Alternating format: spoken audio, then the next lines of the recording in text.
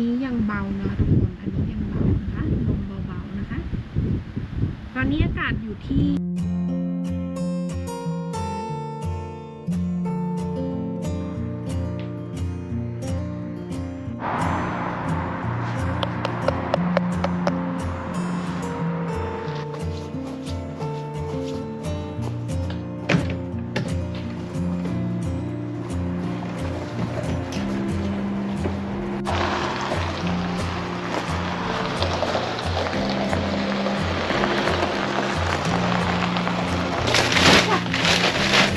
Facebook. Yeah.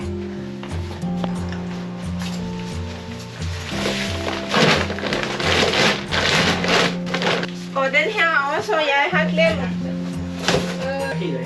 Den her er godt nu. Tak. Tusind tak. อันนี้คือที่ดาวสั่งมาสำหรับเดือนนี้นะคะ อันนี้ก็คือข้าวที่ใช้ปัจจุบันนะคะ อันนี้ก็คือร้านมาจาก KFT นะคะ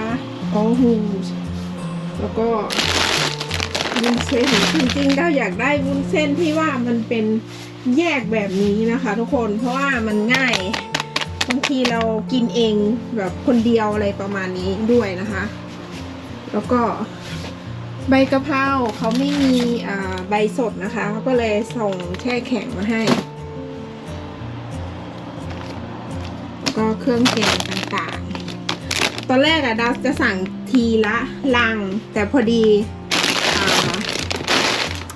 บางครั้งมันใกล้หมดอายุอะไรอย่างเงี้ยดาวใช้ไม่ทันปีที่แล้วดาวทิ้งไปประมาณ6กล่องของ6กระป๋องอันนี้นะคะดาวก็เลยสั่งมาทีละน้อยเอาแกงเขียวหวานกับพะแนงจะขายไม่ค่อยดีเท่าไหร่ก็เลยสั่งมาทีละน้อยแต่แกงแดงจะขายดีสุดนะคะทุกคนส่วนรอบนี้ก็ประมาณ 1521 คนนะคะประมาณเกือบ 50,000 นะตอนนี้ค่าเงินบาทแข็งตัวมากเลยเขาเรียกว่าแข็งหรืออ่อนแต่ก่อน1 โคนเท่ากับ5 บาทกว่าตอนนี้1 โคนต่ำกว่า5นะคะนั่นแหละ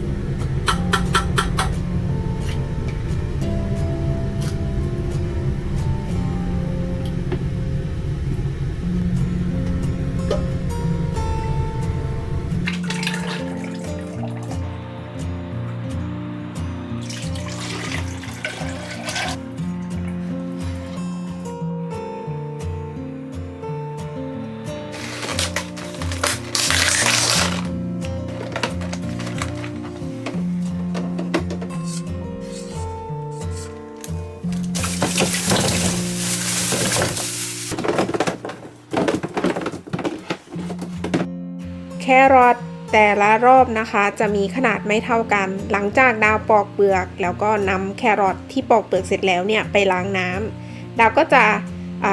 นำแครอทหัวใหญ่มาขูดเป็นฝอยนะคะเพื่อให้ชิ้นแครอทมีขนาดเท่ากันเพื่อความสวยงามนะคะเวลาที่เรานำไปผัดค่ะส่วนฝอยแครอทที่เราขูดไว้ดาวก็จะไปใส่พวกผัดไทยหรือนำไปทำไส้ปอเปี๊ยะนะคะ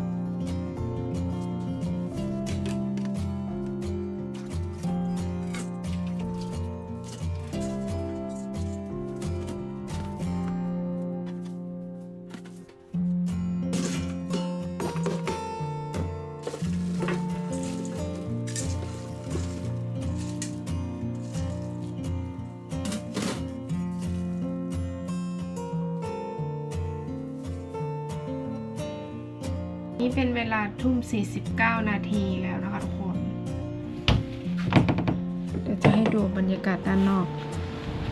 ซึ่งพายุเข้านะคะเข้าอีกแล้วพายุลมเข้านะคะ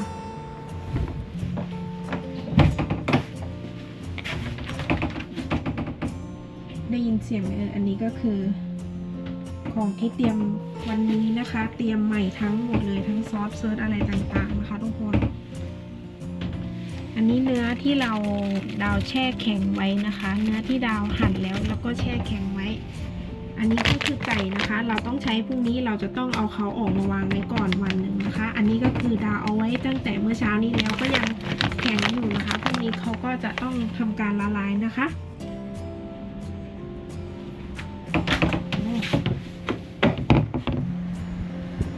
เดี๋ยวมาลุ้นกันว่าพรุ่งนี้พายุยังจะอยู่กับเราหรือเปล่านะทุกคนเดี๋ยวไปต่อกันพรุ่งนี้เลยจ้าสวัสดีตอนเช้าค่ะทุกคนตอนนี้7 โมงกว่า7 โมง 18 นาทีแล้วนะคะข้างนอกยังมืดอยู่เลย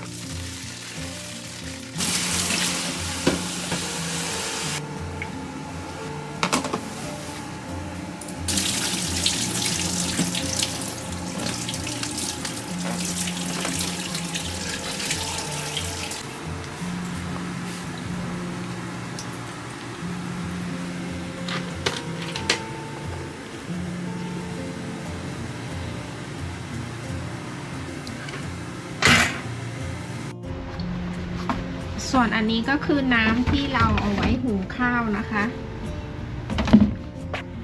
อันนี้คือข้าวที่เราจะนำไปเผื่อไว้เผื่อไม่พอนะคะ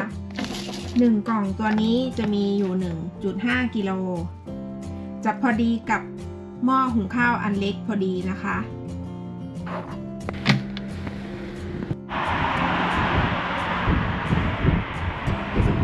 อันนี้ก็คือการเติมน้ำจากบ้านเลยนะคะน้ำเราจะต้องทำการเติมจากบ้าน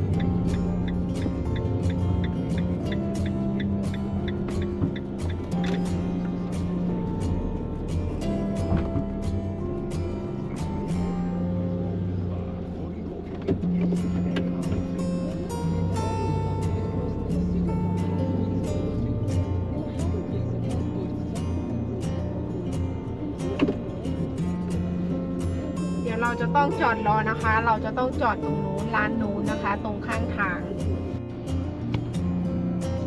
นู้นนะคะไม่รู้ว่าทุกคนจะเห็นหรือเปล่า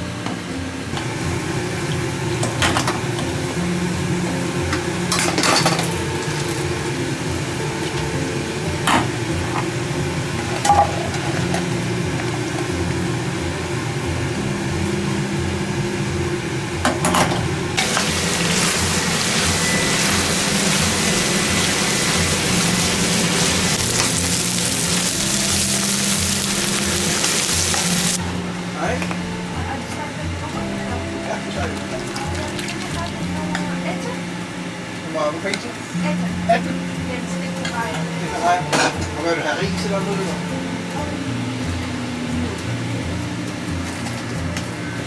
Vil du have det i en pose eller bare i bakken? Kommer den lukket fra det?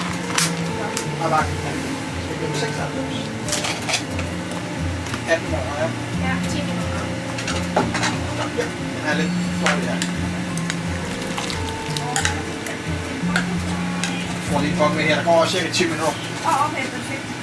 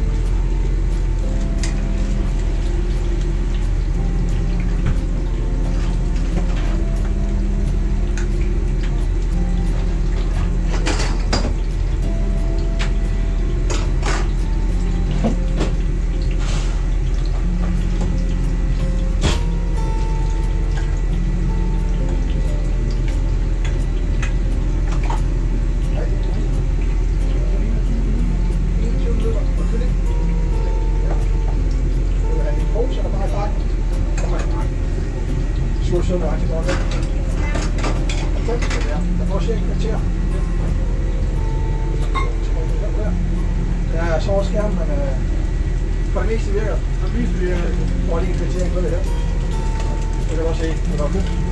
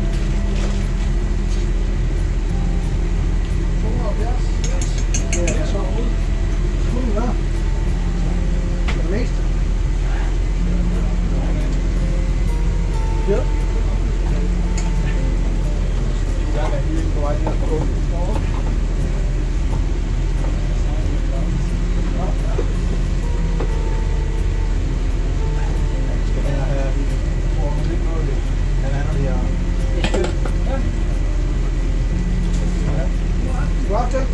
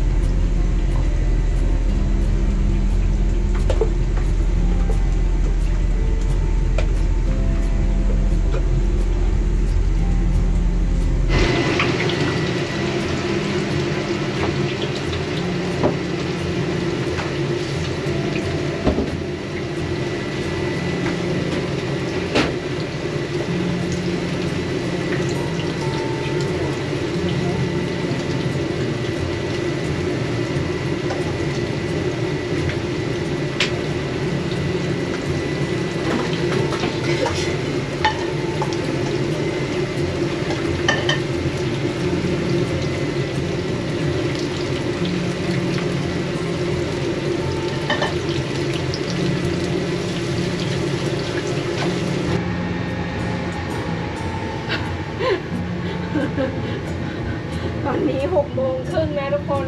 แล้วลูกค้าก็หายหมดแล้วเหลืออีกบินหนึ่งนะคะเหลืออีกออเดอร์หนึ่งตอน20:30เงียบมากเลยวันนี้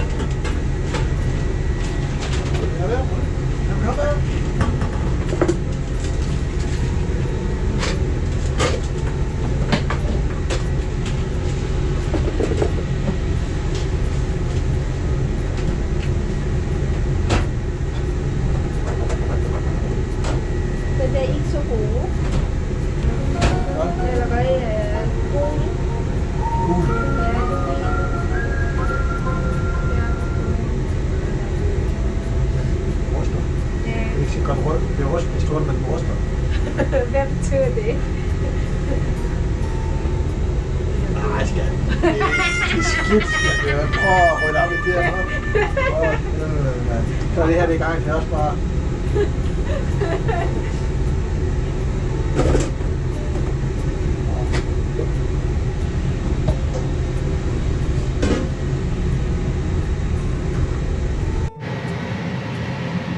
อันนี้ก็คือเส้นมาม่าที่เหลือนะคะโอ้วันนี้ทำมาเกือบเต็มหม้อนะทุกคนข้าววันนี้เต็มหม้อเหลือแค่นี้นะคะทุกคนไม่ได้หุงเพิ่มอันนี้น้ำมันเราจะต้องเอาออกก่อนที่เราจะกลับบ้านนะคะทุกครั้งเพราะว่าถ้าเกิดว่าเราใส่ในนี้มันจะหกนะคะเวลาเราขับรถอันนี้น้ำมันใช้แค่วันเดียวนะคะสวัสดีครับปิดแล้วครับ เดียวนะคะ สวัสดีครับปิดแล้วครับอาพาม80สี่ครับอาพาม84ไหนอาพาม94ครับนี่นะคะบรรยากาศด้านนอกตอนที่สว่างก็ไม่ถ่ายมาถ่ายตอนมืดอันนี้ก็คือถนนนะคะเราจอดข้างถนนแบบนี้นะทุกคนตรงนี้ก็คือร้านค้าเขาชื่อว่าสปานะคะไฮเราจะต้องขับรถอีกคันหนึ่งกลับบ้านนะคะเดี๋ยวดาวจะต้องขับรถอีกคันหนึ่งกลับบ้านนะทุกคนพวกเราใช้รถ2 คันนะคะก็ คันใหญ่ไอ้ใบจะเป็นคนขับกลับนะคะ ส่วนคันเล็กดาวจะเป็นคนขับกลับบ้านพอถึงบ้านเราก็จะทำความสะอาดนะคะแต่กินก่อนตะกี้เราทำต้มยำไก่ให้ไอ้ใบนะคะไอ้ใบกินต้มยำไก่วันนี้แล้วก็ถึงบ้านปุ๊บเราก็จะทำความสะอาดเก็บของนะคะก็จะใช้เวลาประมาณ1 ชั่วโมงหลังจากนั้นก็จะตัดคลิปนิดหน่อยต้องดูก่อนว่ามีเวลาเหลือหรือเปล่าไม่รู้มืดหรือเปล่าเจอกันใหม่คลิปหน้านะคะทุกคนสวัสดีค่ะ